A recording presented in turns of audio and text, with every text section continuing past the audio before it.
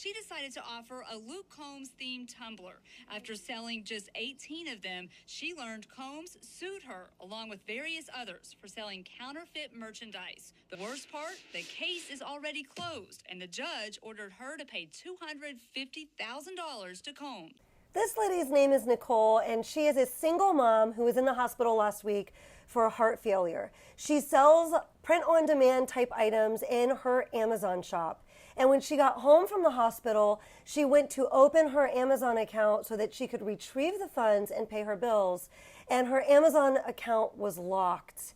And it was locked because Luke Combs was suing her for that tumbler that had his face all over it. If you don't know who Luke Combs is, he is a famous songwriter and music country star here in the US. And yes, she was being sued for $250,000. But stick around because you're not going to believe how much money she made from the tumblers she was being sued that amount of money for. Let's jump back into that news clip and hear a little bit more, and then we'll talk about how we can learn from this situation as Etsy sellers using print on demand and what we need to make sure we're doing in our shops so that we are staying safe. I had all this to deal with.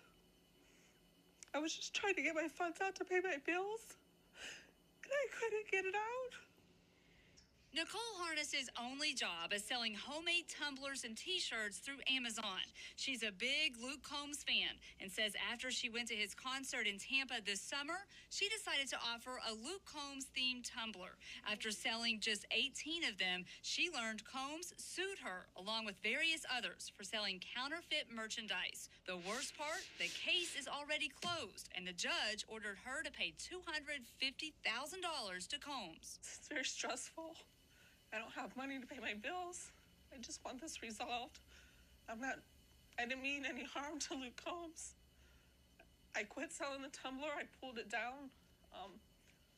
I don't understand. So how much money did you make on the tumbler that's in question? $380. So $380. Correct. And you're willing to give them that money. Exactly. But $250,000. I don't have.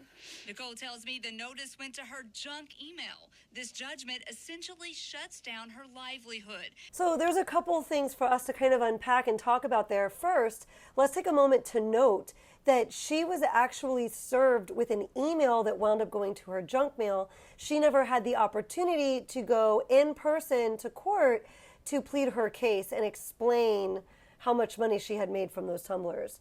So I'm here in Florida, and apparently in Florida, someone in person has to come serve you your lawsuits.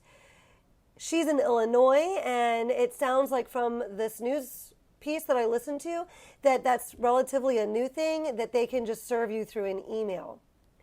Take a second, maybe put that on your to-do list. Find out what the law is in your state, because I know if I was living in a state where I am going to be getting served through an email, I'd probably be wanting to check my email more often.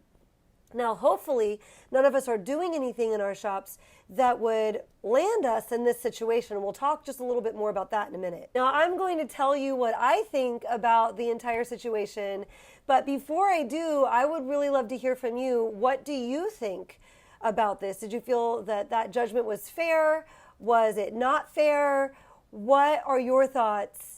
And you can let us know down in the comments. I was actually made aware of this story the other morning. My sister-in-law, Danielle, sent the video clip to me, and she's like, oh my gosh, this is terrible, and it's something that we all need to know about. So maybe you should share it on YouTube. We often think the worst thing that can happen to us is that our Etsy shop gets shut down or your Amazon shop gets shut down. And I didn't imagine in my wildest dreams that something that earned $380 profit, you could wind up with a ruling that you have to pay $250,000 in a lawsuit and a judgment for that. So perhaps there are worse things than getting your shop shut down. Danielle and I did get into a little friendly debate on the phone that morning about what our thoughts were on this.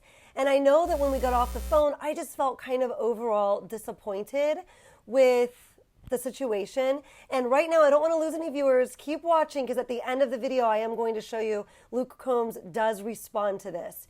So if you are feeling disappointed with him right now because of this story, keep listening.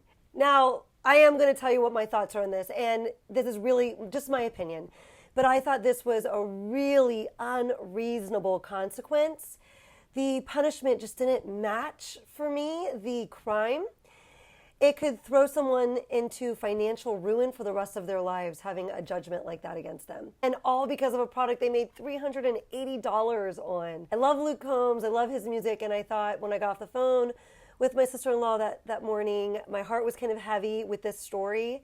And yes, she was doing the wrong thing. If you did not know, you cannot use celebrities' faces or likenesses of them or their original work in your designs or in your SEO, your search engine optimization, your title and your tags.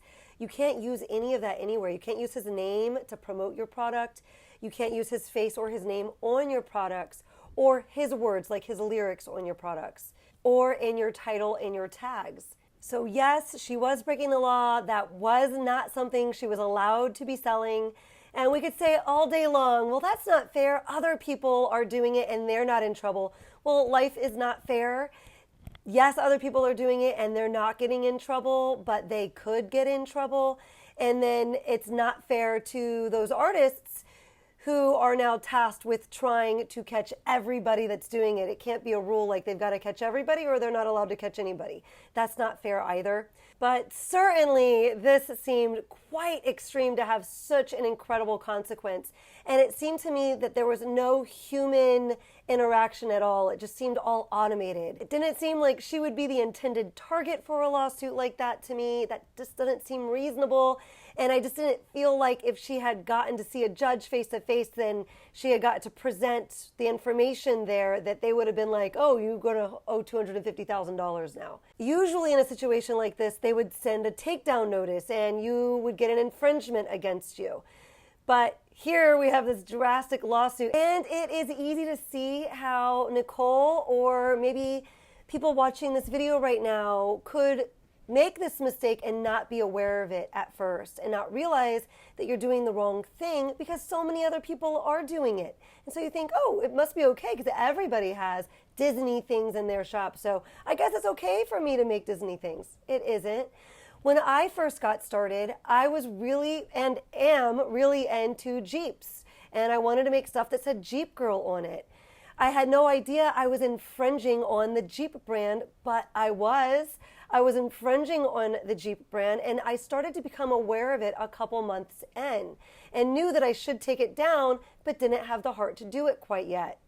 And I wound up getting infringements. I soothed myself when I started to become aware of it by thinking, well, look, all these other people have it, so it must not be that big of a deal, right?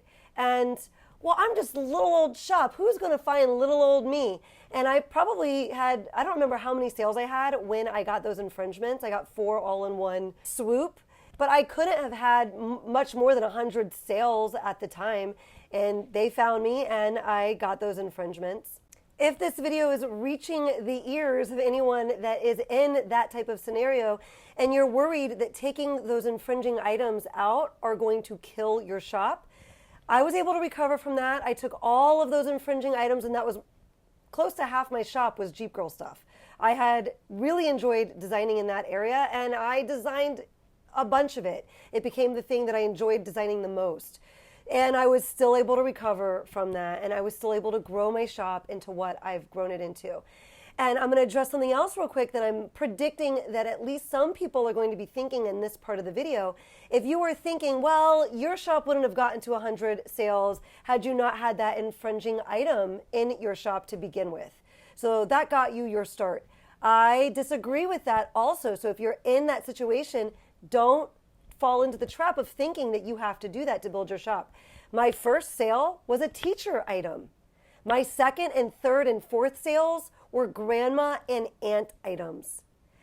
I started to layer in the Jeep Girl stuff, and I started to make more Jeep Girl stuff than anything else because I enjoyed designing their best. So it started becoming the thing that was selling the most in my shop because of the persistent, consistent work I was doing each day in that niche. Had I been doing that in the teacher niche from the beginning, I would have built that one up faster. If you are looking for a resource to help you build out your teacher niche, I'll leave one that I created linked down below in the description. but you do not have to worry that you will not be able to grow your shop if you're infringing on something, or if you're already infringing on something and you're afraid to clean your shop up. I'm sharing my story with you. I was able to overcome that, and you can too. That's my 2 cents on it anyways. I hope that helps at least one person out there.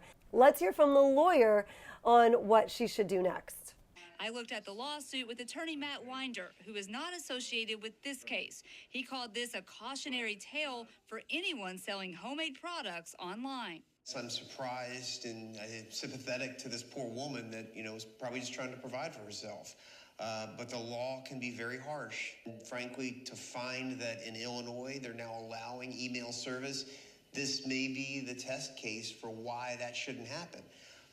I certainly encourage her to communicate with the court and tell her side of the story. Meanwhile, Nicol is hopeful that if Combs hears about this, he might accept her apology and cut her a break on the fine. The $1 million question for me here is, how did Luke Combs feel about this? And he does hear about it. He sees this news clip. It had gone viral. Let's find out what his response to this was. What's up, guys? Luke here. It's 7:27 a.m. here in Tennessee. I woke up at 5 a.m. to use the restroom, and the first thing I saw was this. A woman that's being sued by me for $250,000. I've spent the last 2 hours trying to make this right, trying to figure out what's going on, because I was completely and utterly unaware of this. So we reached out. Firstly, my manager reached out to this news station that ran this piece to try to get some info. And so we do have a company that goes after folks, only supposedly large corporations operating internationally that make millions and millions of dollars, making counterfeit T-shirts, things of that nature, running illegal businesses. And apparently this woman, Nicole, has somehow gotten wrapped into that. And that makes me absolutely sick to my stomach. So I was able to get Nicole's phone number. I spoke to her this morning. She told me that, she was absolutely shocked by this. I'm so apologetic. Talking to her, it makes me sick, honestly, that this would happen, especially at the holidays. I can't imagine being in her shoes. She told me there's $5,500 locked up in her Amazon account. I'm going to double that, send her $11,000 today, just so she doesn't have anything to worry about. She was never supposed to be involved in anything like this. No fan should ever have to be involved in anything like this. And she got in trouble, apparently, for making tumblers. So I'm going to make my own tumbler today. That's going to go up today. I'll keep you posted on that, but all that money is going to go to Nicole and her family to try to help with her medical bills. Hopefully that can help her out. And again, this is unbelievable. I was completely shocked when I saw this morning. It makes me sick. This is not something that I would ever do. This is not the kind of person I am. I'm not greedy in any way, shape, or form. Money is the last thing on my mind. I promise you guys that. And I invited Nicole and her family out to a show this year so I could give her a hug and say sorry in person.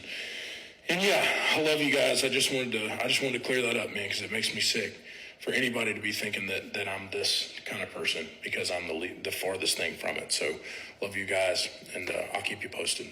I could not be happier for Nicole, as that changes her whole future right here, right now. And I also could not respect Luke Combs more at this moment. But all stories do not end so happily, so please make sure that you're staying safe. Learn more about staying safe in this video here, but of course not until after that tip from Tucker. Tucker, take it away!